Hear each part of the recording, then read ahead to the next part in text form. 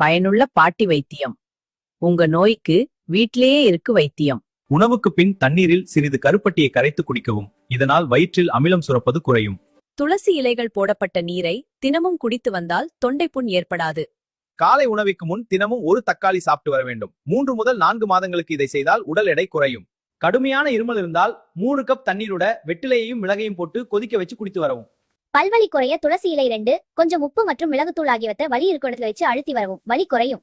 Carrot மற்றும் தக்காளி சாறு இதனுட கொஞ்சம் தேன் கலந்து குழந்தைகளுக்கு கொடுத்து வந்தால் உடல் வலிமை பெறும். தினமும் காலையில் 10 கருவேப்பிலைகளை சாப்பிட்டு வரவும். 3 மாதங்களில் உடல் பருமனில் மிகுந்த மாற்றத்தை காணலாம். பயனுள்ள பாட்டி வைத்தியம். உங்க நோய்க்கு வீட்டிலேயே இருக்கு வைத்தியம். உணவுக்கு பின் தண்ணீரில் சிறிது கருப்பட்டியை கரைத்து குடிக்கவும். இதனால் வயிற்றில் அமிலம் சுரப்பது குறையும். துளசி இலைகள் போடப்பட்ட நீரை தினமும் குடித்து வந்தால் தொண்டைப்புண் ஏற்படாது. காலை உணவுக்கு முன் தினமும் ஒரு தக்காளி சாப்பிட்டு வர வேண்டும். 3 முதல் 4 மாதங்களுக்கு இதை செய்தால் உடல் எடை குறையும். கடுமையான இருமல் இருந்தால் 3 கப் தண்ணீருட வெற்றிலையையும் மிளகையும் போட்டு கொதிக்க வச்சு குடித்து வரவும்.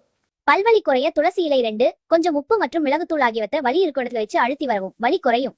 கேரட் மற்றும் தக்காளி சாறு இதனுட கொஞ்சம் தேன் கலந்து குழந்தைகளுக்கு கொடுத்து வந்தால் உடல் வலிமை பெறும். தினமும் காலையில் 10 கருவேப்பிலைகளை சாப்பிட்டு வரவும். 3 மாதங்களில் உடல் பருமனில் மிகுந்த மாற்றத்தை காணலாம்.